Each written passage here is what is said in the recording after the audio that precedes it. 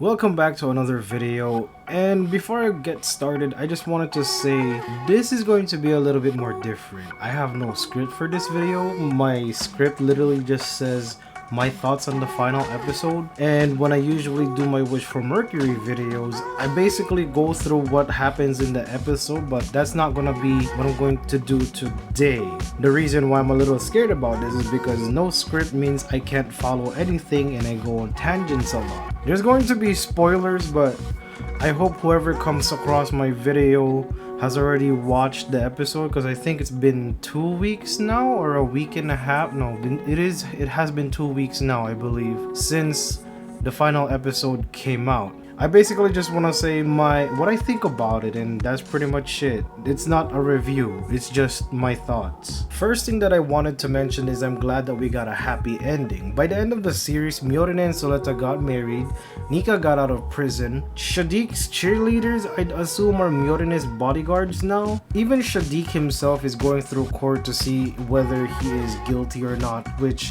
I'd assume he is guilty, but his sentence will be reduced for the good deed that he did of distributing them equally between Spatians and Earthians. Even Eri got to survive through space magic, although they do need this plate looking thing on the back of their head to be able to communicate with her. Even Petra, who lost her legs, will be testing a new prosthetics made by the Gun-Armed Inc. So I'd say that's a win-win. Even Guel's trying to conduct business with the actual Ellen and Cecilia to bring his company back to life. One beef that I have with the ending is there's a lot of things that were not answered. Like, the Dawn of Folds just gave up. Like, that was it. After they heard Miorine's news, they basically just gave up. Like like, bro, I don't know what the fuck. Why did they even like? Olcott sounded like an important character, and that was it. Even Chuchu's trauma was not answered. If I can remember, it was episode 3 when they were doing the Rumble Royale or whatever it was called.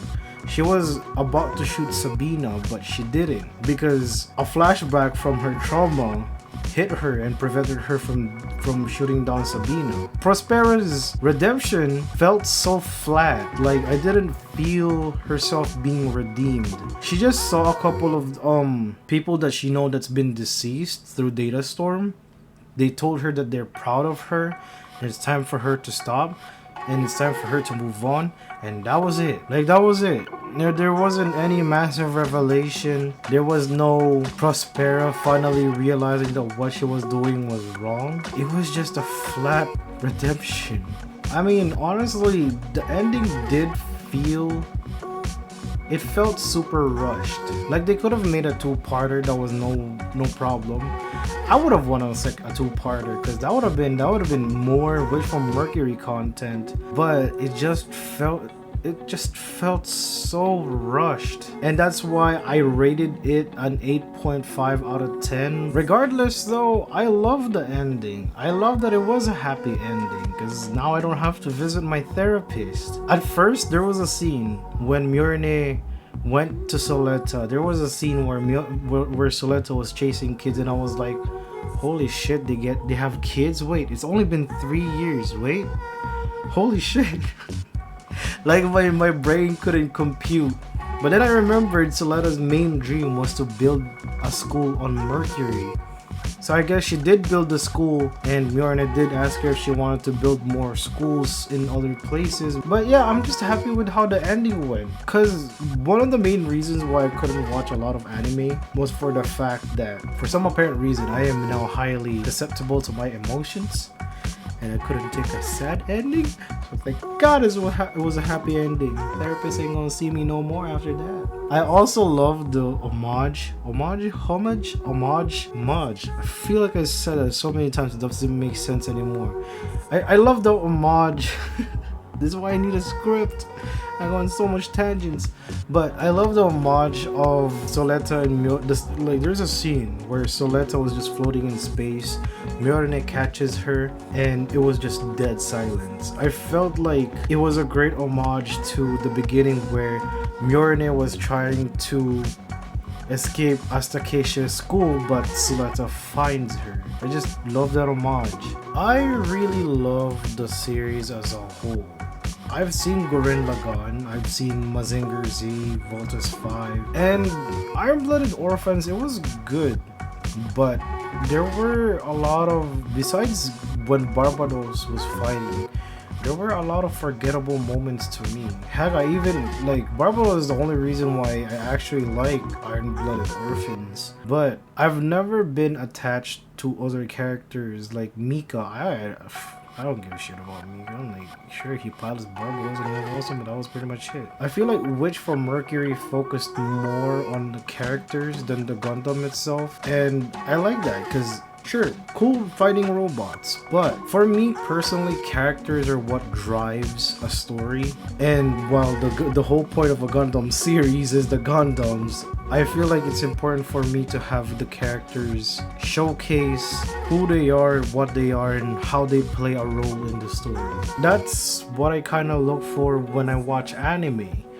Or then the anime will just become another comfort anime for me, like Komi-san Can't Communicate.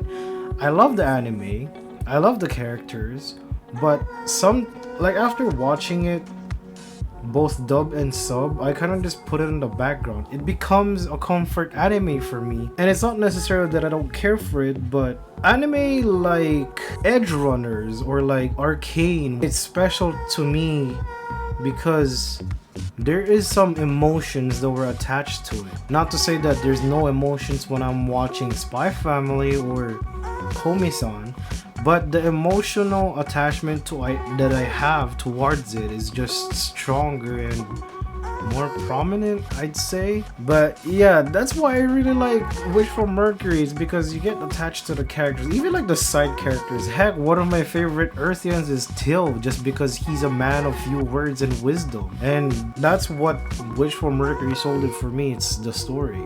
And a lot of people are saying like, oh, there's not a lot of blood for a Gundam series. Like, well, yeah, because it focuses more on the character and not just the Gundam. So yeah, I guess that's all I wanted to say. I wanted to practice an off-script video, and I feel like this was a good way for it, even though I'm pretty sure I went on a lot of tangents because it's been an hour since I started recording. But yeah, that's all I wanted to say. I love the ending. I'm going to collect all the model kits for Witch from Mercury, so wish me luck. I am at least 1/4 through them. But anyways, yeah, that's all I wanted to say for the series. I love it, the whole of it. I might go back from episode 1 and rewatch it again. Who knows? And I don't give a shit what people say that it's bad. That's their personal take, and this is my personal take, so take it with a grain of salt. Anyways, that's it for the video. Thanks for watching. Oh god, this is so... I feel like this is so bad, but I gotta edit this. Thanks for watching. Take it easy. Peace. ミオリネさん